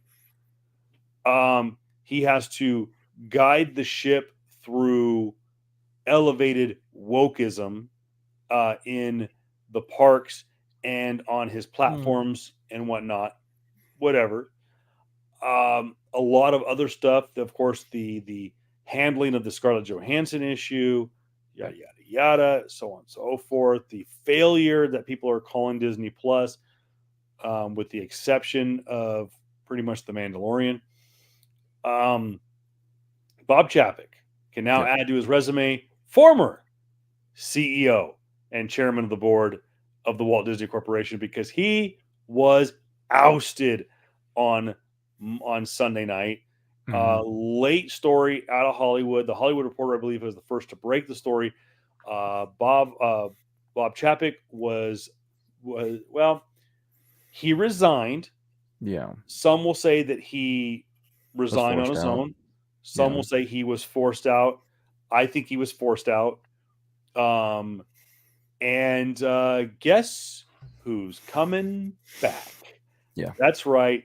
Thanos himself, Mr. Bob Iger, who collected corporations like they were Infinity Stones. Let's see. Right here, Pixar, Marvel Entertainment, Lucasfilm, 20th Century Fox. WB, Iger's coming for you. I think he smells blood in the water. How sick would this be, JR? Hmm. He only has a 2-year moratorium. Yeah. Bob Iger is now the interim CEO and chief operator and the chairman of the board of the Walt Disney Corporation Yeah. for a minimum, or sorry, for a maximum of 2 years. Yeah. While they find a suitable replacement. And of course, if you've got an idea of who you think will be the next CEO of the Walt Disney Corporation, let us know in the comment section below. And I think there is only one person I think that a lot of people are going to say, and it's within the Disney Corporation. I And don't I'll think get to they'll that do in it. just a second. No. But how sick would it be, JR? We've talked about this before, that the Yeah. current state of Warner of Discovery WB is that they are breaking apart all of their assets Yeah. and they are gearing up for a sale, so to speak. Yeah. We saw DC Comics sell their multi-million-dollar facility in Los Yep. Angeles. Mm-hmm. They no longer are in New York. They're all on the Mm-hmm. West Coast. Yep. We just saw them hire James Gunn. I think is a Mm-hmm. good move to run DC Films. Black Adam has been a commercial and critic bomb for Warner Brothers and WBO. It lost money. It has lost money. It will not make back its production profit in theater. Okay. What are the chances that Discovery WB, if given an opportunity, sells off part of its assets to Bob Iger and the Disney Corporation? I'm talking about DC Comics. I mean, how would that be the last, the reality stone right there, the last one, and Bob Iger's Infinity Gauntlet? No. I would not want that at all. There's a big difference between Oh, Kevin. want and it happening are two different things. Here's a. I think that's full on. I think that will be full on. We call it like a pouring the market type of stuff, because now you're catering towards just one. Like That's the true. It would biggest, be a monopoly. it'll be an monopoly, because like it's one thing if Kevin Feige outright buys DC, because if that happens, he has to leave Marvel. Very Yes. much in the very much the same way of James Gunn having to axe every Marvel thing he has to do. Now he's head of DC. Like it's the thing. That's that. I feel like it would be better off if those two entities would be just separate, just in general. Mainly because mainly for the I fact, think it would be always better. Yeah. yeah, mainly for the fact that like you're looking in the sense of like everything's gonna be too samey. Like we already have people are gonna say superhero movies already are just too samey, right? I'm gonna say this: ain't nothing like the Batman on Marvel. Ain't nothing like the Batman on Marvel. Y'all ain't got shit on the Batman. That's my personal opinion. Ain't No, nothing like it's a completely different movie, but ain't, whereas the same thing is ain't nothing like Dune on Marvel. That's all I can say about that. But because we're talking about taking all of WB too. But like in the sense of like if that's a possibility, man, I would say rather than fucking buy WB, go ham and buy Sony. I see that happening, and that I has been close, yeah. super close before. I feel like that's a bigger possibility because you're now looking at this aspect. Like, granted, Sony is in the billions, Disney is in the multi billions, and so there's a huge difference in that type of sense too. Well, for So now, for now, Bob Chapek lost $40 billion in 2 years. that 40 billion is like a drop in the bucket in comparison to Okay. what Disney is in total, man. 40 billion is like probably the market. Is probably quite honestly like near the operating cost for Sony, and so it's like the biggest thing for Sony right now is like they have great cameras, which Disney has been They'll wanting. always have that. Yeah. Great cameras, as well as like the properties for doing proper fucking video games in general. That will clear up a lot of things for Disney. And so I think the bigger move for them would probably be to get Sony. But even in that sense too, I don't want Sony to be gobbled up by this corporation because a lot of that now is going to stem into what Sony's market in Japan, and like, but like again, it's curated type of it's curated market. I feel like Bob Iger is not going to do jack shit in the next 2 years. I feel like he's just going to write the ship, let the checkbook fly, do what they need to do, have MCU continue to churn out or try to churn out or go back to their ways of trying to churn out great material. All right, I think that's what he's going to do. It's like, no, we need to write the ship, we need to do these things. I don't want. Oh, he only has 2 years. I don't see these big. I don't see these big groundbreaking moves going for 2 years. Like when you talk about that WB deal, and that one took a while. When you talk originally about that Lucasfilms deal, that one took a while. And so I feel like if there's any of those talks happening, it happens now, and it's gonna be acquired until after he's gone. I feel that's more of a possibility than anything else. Because like when I look at this stuff too, like when I look at the possible failings or the possible ownership, the switching of the hands of like ownership stuff, like yeah, WB is doing bad, but it's not doing horribly bad, right? In order for Disney or anyone to buy them up, they need to be doing horribly bad. I harken back to the situation when Activision was bought up by Microsoft. Activision was doing horribly bad, Yeah. like horrendously bad, and they had Call of Duty, right? And they were doing so bad that for the first time in their 10 years or so being top of the game, they were knocked down for a little bit to the point where Microsoft's like, all right, let's just buy them up now. All right, rather than paying for what I forgot how much money it was. Like I think it was like they paid like 50 billion or something like that, 56 or some crazy number. They would have paid originally 70 something billion, right? They would have paid higher if their market value was still at their utmost. And so it's like one of those things where like, yeah, Warner Bros is down, but not down enough type of stuff. Same thing with Sony. It would take Warner Bros. It would take Warner Bros. Other than a full-on financial collapse to happen for DC. I feel like that's probably the scenario. My closest scenario still with that they're gonna look at Sony and I feel like if they buy Sony, they're gonna buy Sony big, and Sony is worth that money, in my opinion. I feel like if you want to keep Spider-Man in the fold, if you want to keep all the like Spider-Man adjacent stuff on the fold, because you know how Sony Studios made up a new contract with Netflix of getting Silk her own spin-off series, and which I'm freaking pissed off about because I sold my first Silk 9.8 like last year. I'm irritated about that. I sold for $400. It's going for like 800, like $500-600 now. I'm pissed the hell off, bro. I still I'm got mine. pissed the hell off, bro. But like, yeah, they're dirt cheap. and so like, if that's gonna happen, I feel like, yeah, Bob Iger might go for Sony. If that happens for Sony, I'm happy as a fan, but at the same time sad because like now all these things are gonna go towards trying to be adjacent towards Disney films. Will I ever get God of War? God of War is a great freaking game. Will I ever get like these other indie hits now for Sony, right? But at the same time, Sony doing a Star Wars movie, great. Or is doing a Star Wars game, great. But here we are. But that's my opinion. Yeah, I honestly think that I think you're right. That it's most likely going to be, if anything, it's going to be Sony as opposed to Warner Brothers or Pixar or Universal. Just a little backstory for those who don't know. To this day, Steve Jobs, of course, one of the founders of Apple Computers, he was a board member of the Walt Disney Corporation. How did he get that? Well, he created a company when he was thrown out of Apple. He created this little company called Pixar. And he was a part of the deal that was made to have Disney be their distributor for their films. People don't realize Toy Story 2, Bugs Life, all those early Pixar movies were not Disney movies.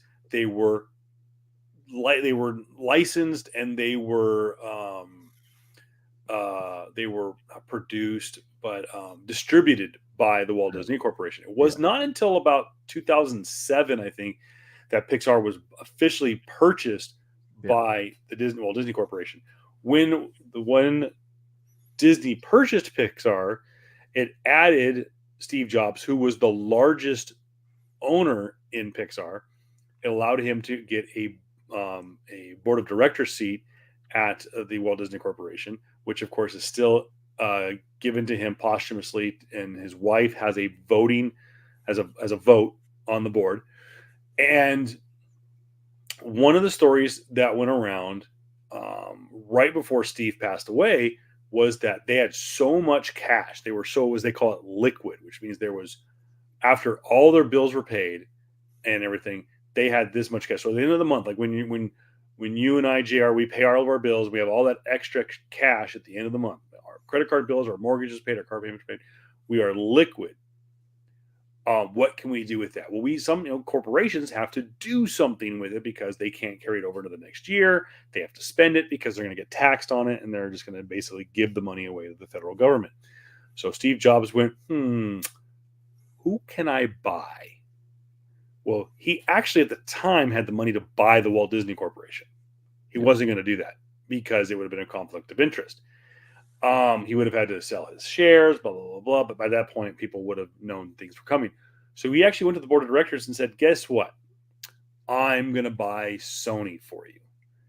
And at the time, Apple wanted the technology that was in, as JR put it, in the cameras. He wanted the cameras. Didn't even want the gaming side. The PlayStation would have just been an added bonus. He wanted the cameras. Didn't want the movie studio. Didn't want the video game studio. Wanted the cameras. He was then going to turn over the film studio and all of its rights to the Walt Disney Corporation. He was going to sell it for like pennies on the dollar. He was just basically give it away. And that unfortunately never happened. They ended up buying other companies. Actually, I think they bought at one point. I think they bought a share in was it BlackBerry, or they were looking about getting into BlackBerry. No, I'm sorry, they bought the technology for Kodak. I think it was. But yeah, there was talk that the Disney Corporation was going to get the film studio, was basically going to be like, Merry Christmas, here's Sony Pictures and Columbia. And that just unfortunately never happened. So yeah, I agree with you, JR. I think that if Yeah. there's gonna be a purchase made by Iger, if he is allowed to do such a thing, I would see him buying Sony. However, I think that what Bob Iger is going to do is tell his theme park executives to get their shit in order, because my God, Disney World and Disneyland, especially Disneyland in Anaheim, is in a free for all or in a free Yeah. fall. Disney did finally put their annual passes back on sale, starting back in August. They actually, you could, if you had an existing annual pass, or as they call it, they call it something else now, but let's just call it what it is: the annual passes. Yeah. They put them, if you had an annual pass, you could renew it starting back in August, and then actually starting on Monday of last week, the annual passes went on sale to the general public, and they were sold out in 3 days, except for 2 passes. And as of press time, those passes were still available for sale. But I see Bob Iger doing more along the lines of getting the theme parks back in line, getting Disney Plus back in line, and this will lead to, I think, for time wise, will lead to our final story, and that is because I know, Jerry, you have some video games, but I want to save it. Yeah. We'll do another. Yeah. To this weekend, because I want to talk about video games this weekend. We are going to do a Black Friday show.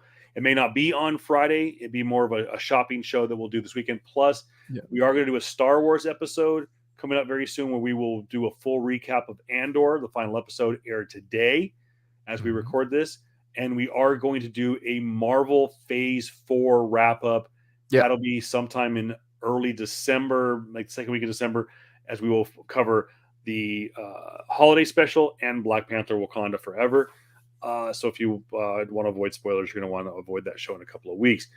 But I want to wrap this up on this point, JR, because let's talk about our predictions on who the predecessor is going to be for Mr. Iger, and the predecessor for what I think is going to be the biggest change in Iger's short tenure is finding a new head of Lucasfilm. One of the stories that came that has been talked about over the last 72 hours has been what can Iger do to make Disney better? And of course, people said change the annual passes, get rid of Genie Plus, overhaul Disney Plus, buy WB. That's everyone wants to go straight to WB. But I think that his number one priority is going to be getting the theme parks in line, because Universal has a massive project that they're building in Orlando, which we'll talk about at another time. But the other thing that keeps coming up is replacing Kathleen Kennedy at Lucasfilm. Yeah. And I think that really and truly the only thing that Kathleen Kennedy can lean herself on right now is The Mandalorian and Book of Boba Fett, basically the Disney Plus shows. Yeah. So JR, I leave you, or we let's get to the last topic on this. I think Iger's biggest point of contention to the next 2 years is going to be getting Lucasfilm in order. I think he's content with Kevin Feige knows what the fuck he's doing at Marvel. Does Kathleen Kennedy know what she's doing at Lucasfilm? So do they replace her? Who do they replace her with? And who is the inevitable replacement for Bob Iger in 2 years? Who is running the Walt Disney Corporation in 2020? Let's call it 2025. Yeah. Yeah. We know the obvious answer for like who is replacing Kathleen Kennedy if that ever happens, right? You know, it's oh my gosh, I forgot his name, but like not Filoni. He's going to basically be given the green light for everything, but the actual person who's going to be running the show is I forgot his name. Jon Favreau. Thank you. Because like I was gonna say like if Favreau, it'd be great if Filoni do, but I feel like Filoni's more so of like the guy to do everything else, like to make. He's a chief creator. He's not the CEO. He's not exactly. Because that's what I'm saying, right? So the CEO is gonna be Jon Favreau, and that's fine because Jon Favreau is gonna say, "All right, just do what the fuck you want." Yeah, pretty much. He's like, "Do whatever the hell you want. Here's a blank check. Do this. Can you do this? If you can't do this, I'm gonna have A, B, C, D do this." Right? Yeah. Like, you finish out Ahsoka story. You finish out all the stuff that originally LucasArts was going to do. I'm gonna go back to the OG man himself, George Lucas. See what else you want to do. All right, you wanted these stories come out? Okay, how about like I just see that picture in my head like, oh, do you want these stories come out? Okay, what can we get Jada? Can we get Jada? Can we There get we Jada go. I Skywalker knew it come was back? coming. I Mara was Jade? knew. Can we get Mara Jade come by because that's been fan favorite? No, maybe. All right, cool. Then we'll do the other shit, right? It's like I feel like it would be a much more telling story, right? Because like it still hits all your beats. Cool. You want a strong female character, quote unquote strong female character, or you want a female character that a woman character that can be seen or has an arc of being strong, wanting to be stronger. Mara Jade. Mara Jade Skywalker. Hello. Like, oh, who's Mara Jade Skywalker? Yeah, motherfuckers, y'all don't know because y'all were in this newer age of Star Wars, and Yep. so it's like the Mara Jade Skywalker is Luke's wife, right? And that is the character that we need. We need her. We need and that gonna bring on to other things. Hopefully, if that's the case, retcon a bunch of shit that happened during I just the don't know. Last Jedi. I don't know if they can retcon it. I think they'll just find a work. They'll find a workaround. Yeah, multiverse. That's a different universe. All that stuff. Maybe bring back Daisy Ridley. Maybe she could have a better arc of story. Maybe we could bring back John Boyega. Maybe we give him the actual like Star Wars or like at least the become up of wanting to be a Jedi. Granted, too, he's a little bit older too now, and I don't think he wants to do any of that stuff anymore. I would love to see him be in more shows, but then again, he's fucking typecasted in blackball because of fucking Rian Johnson, punk ass. But here we are. And yeah. So okay, I'll walk that back. He wasn't blackballed by Rian Johnson. I will say the reason why he's blackballed now is because of a film he was in, which was directed by Rian Johnson. So I'll just say that. But yeah, I wanted so badly the sequel prequels or the sequel trilogy to be so good because it would just basically be a retelling of the original trilogy. They fumbled it so fucking much with all this stuff that makes no freaking sense to the actual storyline. But yeah, my biggest thing is that Dave's gonna be given the green light to do everything, and John's gonna be like, "Yeah, cool. Does it make sense to the story? Do we have proper timelines? Is all this stuff happen? Cool. All right, Taika, go do something. Bryce, go do something. All the other amazing directors, go do something. Right? Oh, you want to flesh out more of the Mandalorians because we don't really have a lot of Mandalorian stories other than the Mandalorian, right? Outside of him, cool. Go do it. Go find another Mandalorian to talk about. You want to talk about the gray Jedis, the grays, the Jedis that can both harness the light and the dark? Go do it. Oh, you want to talk about samurais? Go do it. I'm saying we need to talk about the old Republic. The old Republic. The old Republic. You want to talk about all that? Dude, don't get me started, bro. Don't get me started on that. Yeah, that'll be interesting. And there's no disrespect to Kathleen Kennedy. Kathleen Kennedy is by far one of the greatest, will go down as one of the greatest producers of all time in Hollywood. She learned from two of the greats, George Lucas and Steven Spielberg. Yeah. She worked with evolving the next generation of creators through Lucasfilm as George Lucas's right-hand person through the latter years, bringing guys like Joe Johnston to the forefront, of course, who did the Rocketeer. He did Jurassic Park 3. Don't hold that against him. He did brain fart here. Captain America: First Avenger, which I really liked. Yeah. He's a great creator, and like I said, Kathleen really did a great job at bringing a lot of those young talent to the forefront. But I think, unfortunately, her time has come and gone. And I think Jon Favreau would be a great head of Lucasfilm, and even have her. Maybe don't even fire her. Just like maybe demote her or have her. No, she's not gonna take that. Yeah, Come on now. but we'll see what happens. But I definitely see that Iger is going to be forced to make changes at Lucasfilm. I think Jon Favreau is the obvious change.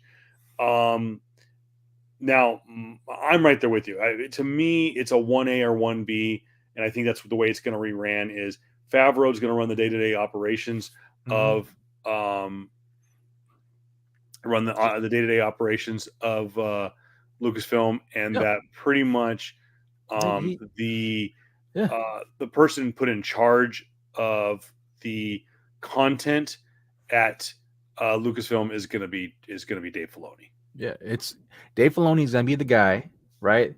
That everyone's gonna run to and say, "Hey, does this make sense in this context of this story? Will it tie into the universe?" He's gonna look at it and say, yeah, but take out this part, this part, this part. Why?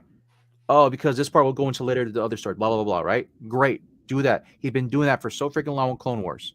Like, it is an easy matchup, man. And people are gonna hate on Clone Wars because people didn't understand Clone Wars. But now I'm with the generation.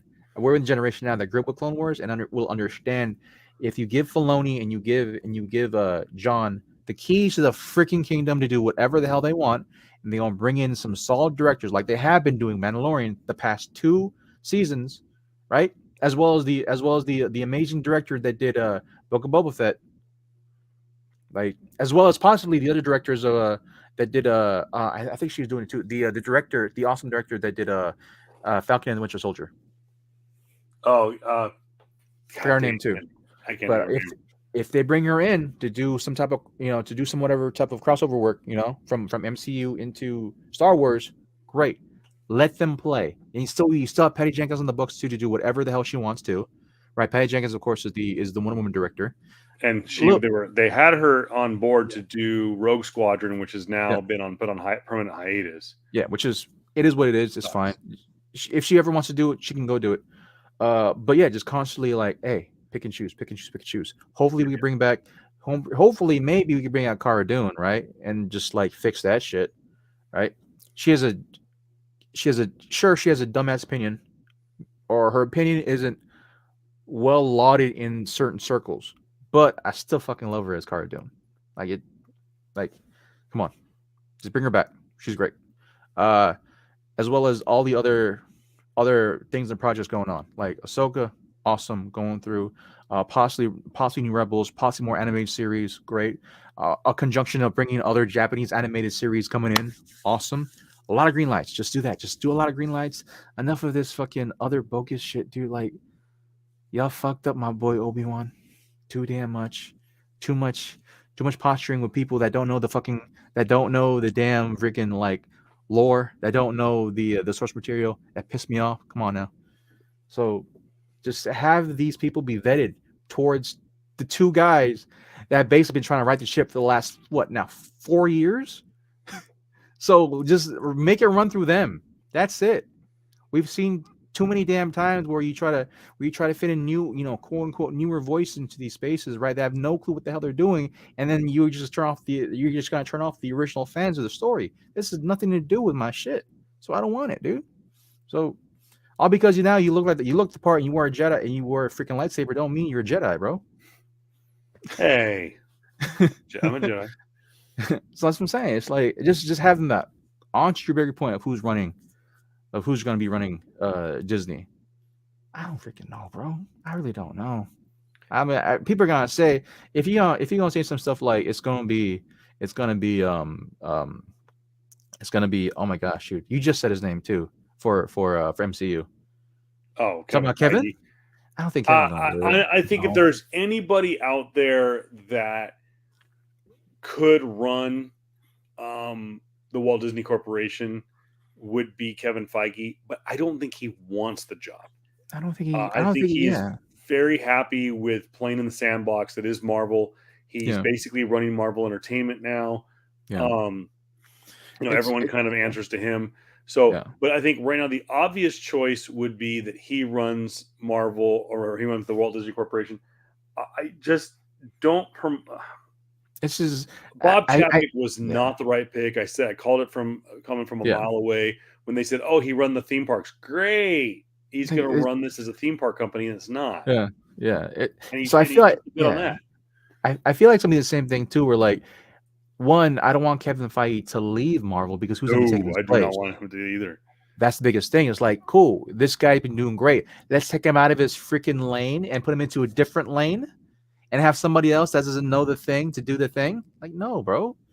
I don't like that for me, right? Unless he wants to do it, that's a different thing. Unless the pay bump is super, super high for him. Well, Like of course it is. You're running a multi-billion-dollar corporation as opposed to a multi-billion-dollar subsidiary.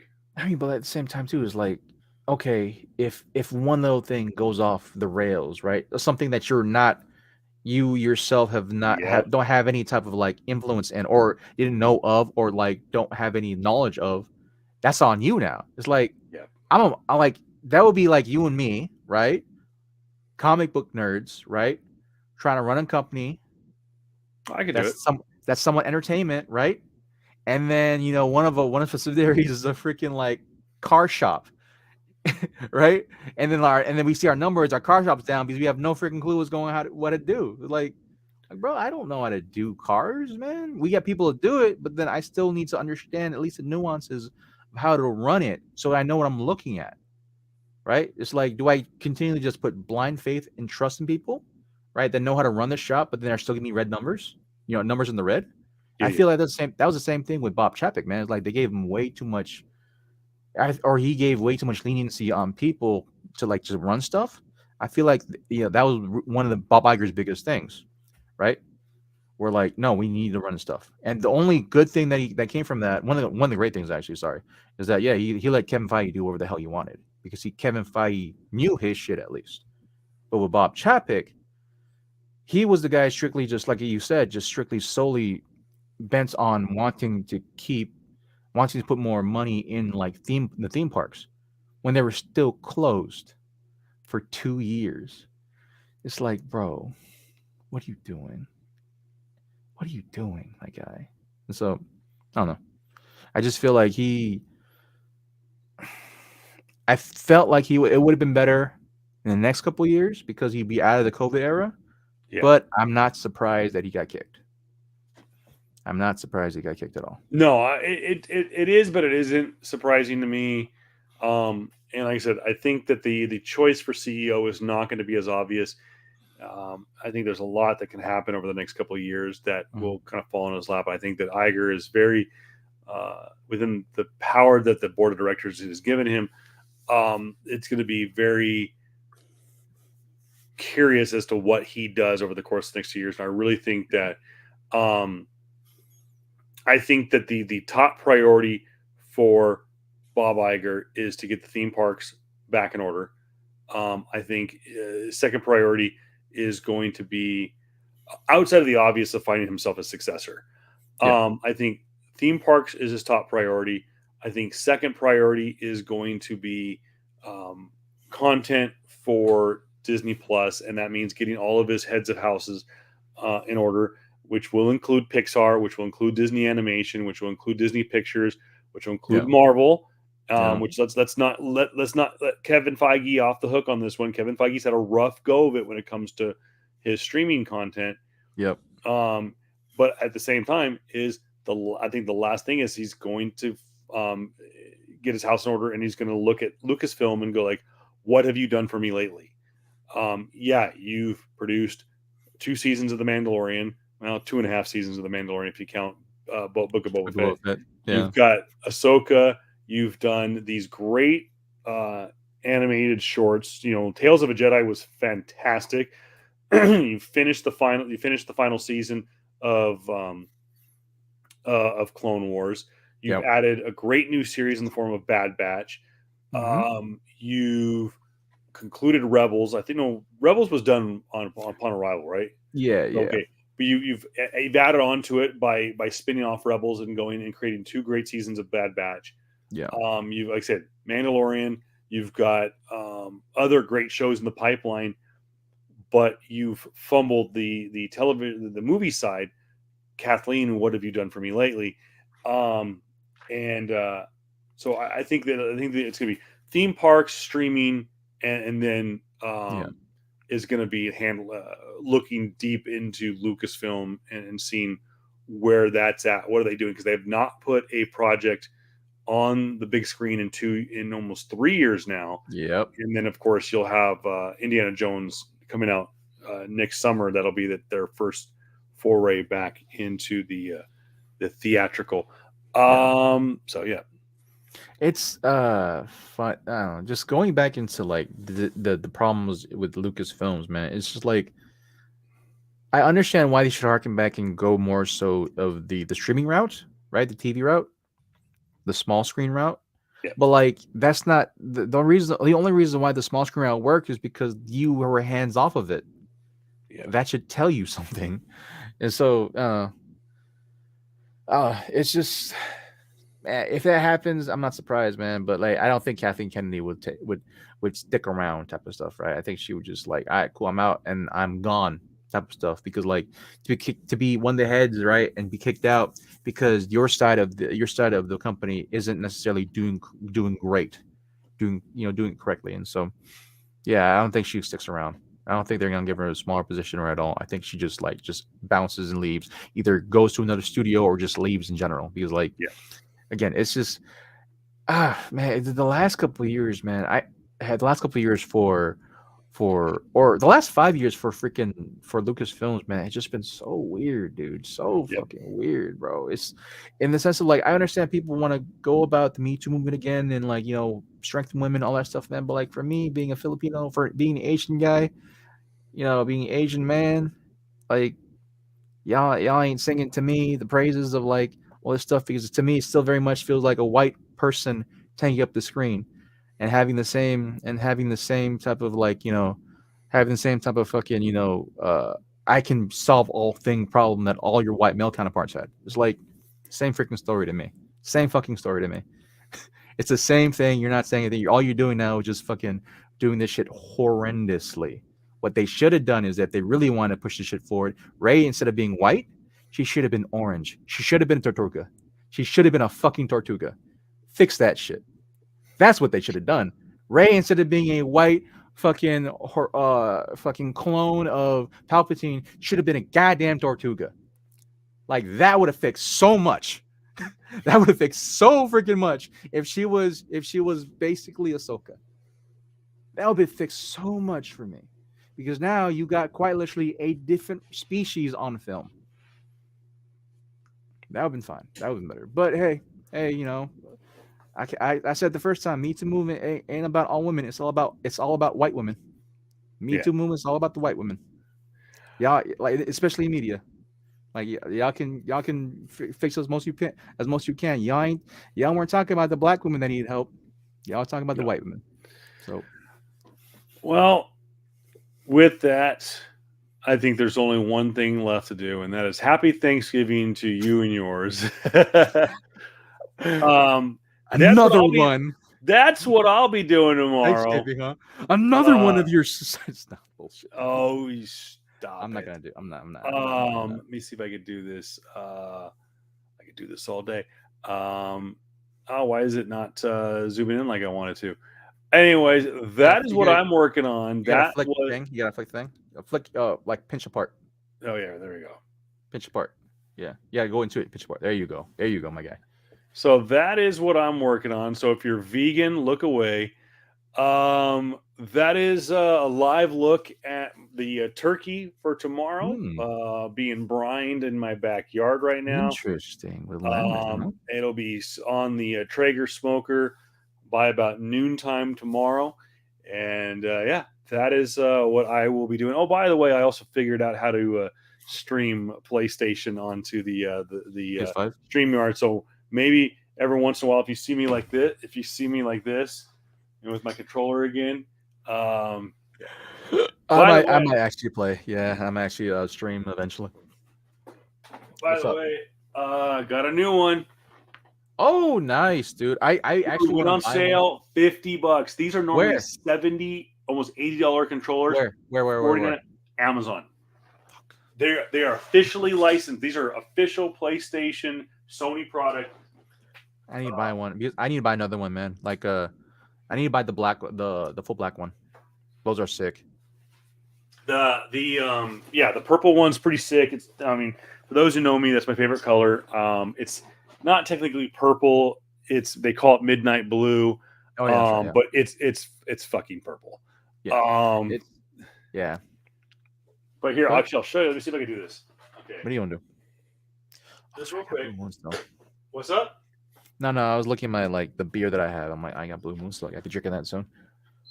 All right, let me see if I can pull this off. Hold up. What And are I you know doing? What are you doing? what you got to do. I know you got to go. Where's my controller? My kids were messing with my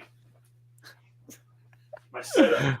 Oh my gosh, I cannot wait until I like refurnish my room again, dude, and clean it up and like have my table, have my my desk be pointing it at a wall. That'd be great, dude. So you won't see my mess like usual. Well, we don't people right to my immediate left too. By the way, is not just my PlayStation 5, but my PlayStation 4 and my PlayStation 3. Yeah, And soon to come, hopefully this weekend, my PS2 and my PS1. I'm going to go full setup here. So let me see if I can figure this out. I worked on this after we last recorded. Yeah.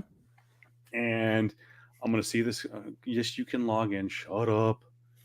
Let's see if I can get this to work. Homie, I'm going to turn mine on too, bro. Don't even get me excited. I'm playing, or if I haven't played, I've been playing Modern Warfare 2, but I've been playing the DMZ mode, which is fun as hell. I love that game mode. All right, let's see if I can do this here. Share screen, window, remote play. Oh, nice. So yeah, I figured this out the other day. Oh, that's sick, bro. Nice. So we got to do this. Yeah, just gotta do live. I would do the full.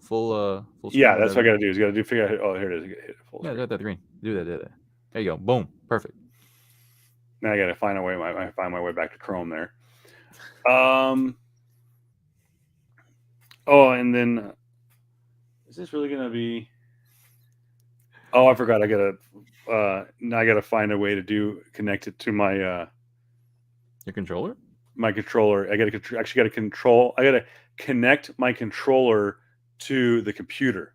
That is the downside. Is basically I'm gonna play the computer. I'm telling you, bro. I'm telling you, but I like the second I knock on freaking wood, I get enough money to finally pay for my PC. I'm gonna give me the Elgato. I'm gonna set up right here, and I'm be able to do like all the not Streamlabs, but all of the was it oh my gosh, what's it called? Where it's the it's basically Streamlabs, basically where you can like just play on your PC and show your PC, but you're playing through your controller. I have that Elgato. I have that as well. Yeah. Just want that. But like I said, the downside is I have to play it this way. I have to have the remote control hooked up to yeah. So anyways. So yeah, that I figured that out. I finally figured that out last week after we went off the air. So cool. Yeah. Nice. So. Give me 1 second. 1 second. Let's see here. JR's gone off there. This is where we're gonna wrap things up here in just a second, anyways. But yeah, guys, if you're watching, we figured out how to play the PlayStation there, and nice. Play the PlayStation, do the things, man. Hey, bro. So, I don't know when you actually game, but we gotta like set up where like we gotta do like a night where like we play a video game or something like that. Absolutely, and there's all kinds of new games. Oh, look at that freaking flexing over there. I'm over here flexing my PlayStation. He's over there like legit flexing. Just flexing. Hey, I did 365 for.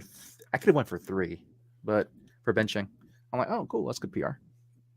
Yeah, I maybe could do that squatting, but that's about it. He is, by the way, he is Jarek Kamakungan at Jarek, also not Jarek Comics 42 on Instagram.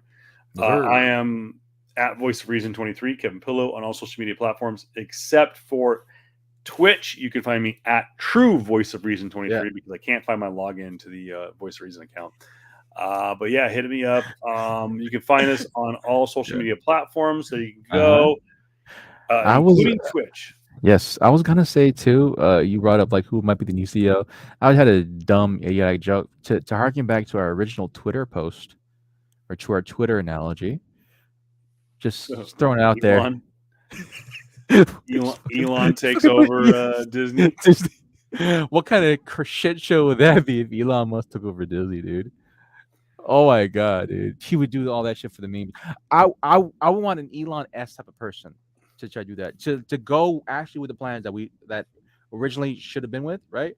Like when Disney said like, hey, we're gonna be looking at stuff like the don't say gay rule in Florida, and when Florida said that they're gonna start taxing Disney World, you and I thought, or me personally, I thought like, all right, just flex then.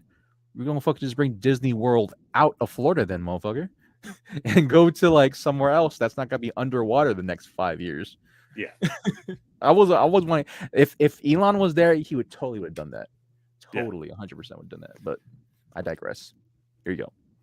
Folks, thank you so much for supporting us every single year. We do have, like I said, coming up this weekend, we will do the shopping show, Black Friday show. You can download our podcast, by the way, anywhere you can listen to podcasts.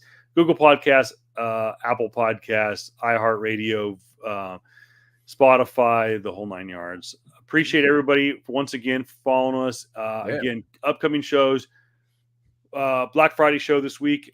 We've got the Star Wars show coming up, and then the Phase 4 of Marvel show coming up. So we'll have dates on our Facebook page. So, all right, guys, have a great one. We'll see you later. Enjoy. Happy Thanksgiving. See ya. Peace. In